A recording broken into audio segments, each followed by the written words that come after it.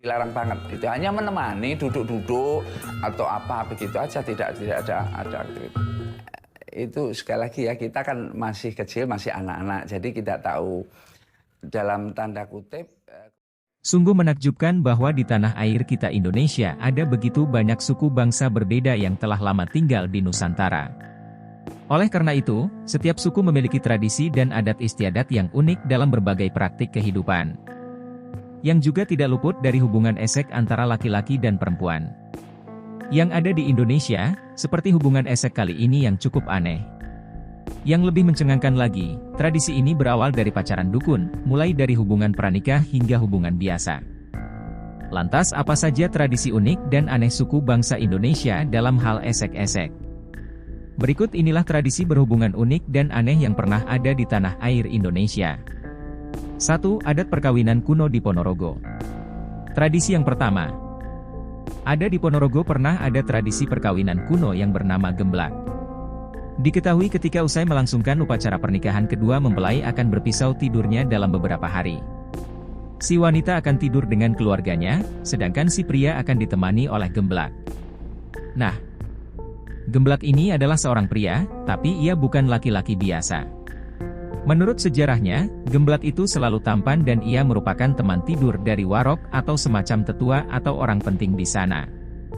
Pengantin pria dan gemblak ini biasanya juga melakukan hubungan badan.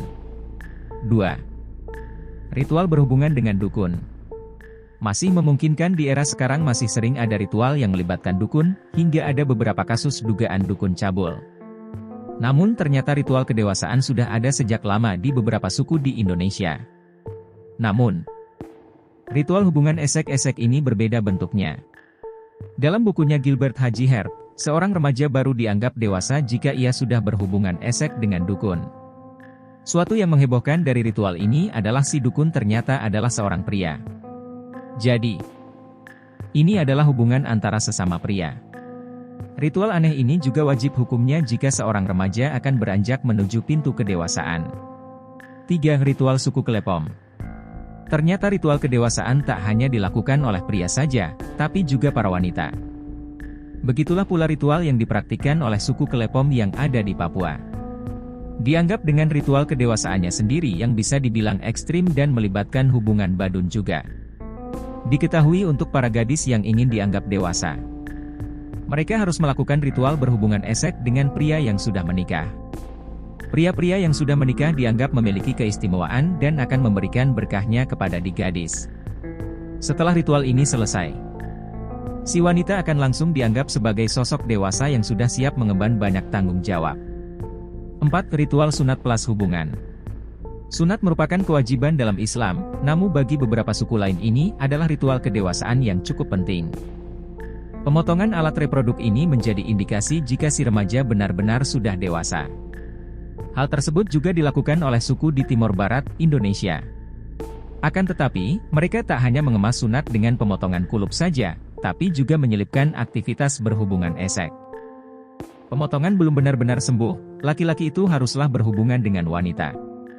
Dengan tujuannya adalah untuk membuang panas di alat kemihnya. Bahkan secara filosofi menurut mereka hal ini berguna untuk membuang sial. Kegiatan ini adalah ritual wajib dilakukan dan jika sudah sembuh, maka si laki-laki tersebut akan jadi pria sejati. 5. Tradisi perkawinan aneh suku Marin.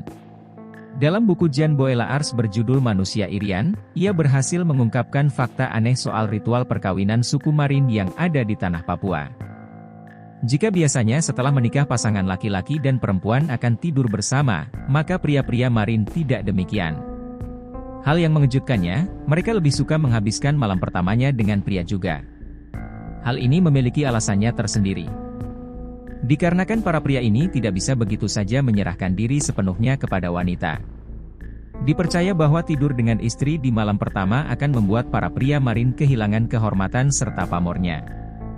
Jika dilihat dari sisi kacamata modernitas saat ini, kita pasti akan menganggap ritual-ritual itu gila bahkan tidak masuk akal. Akan tetapi, bagi mereka para praktisinya ini adalah semacam kewajiban yang harus dilakukan sebagai tradisi umum di sana. Masih belum diketahui apakah ritual-ritual tersebut masih diberlakukan atau sudah lama ditinggalkan. Semoga bermanfaat.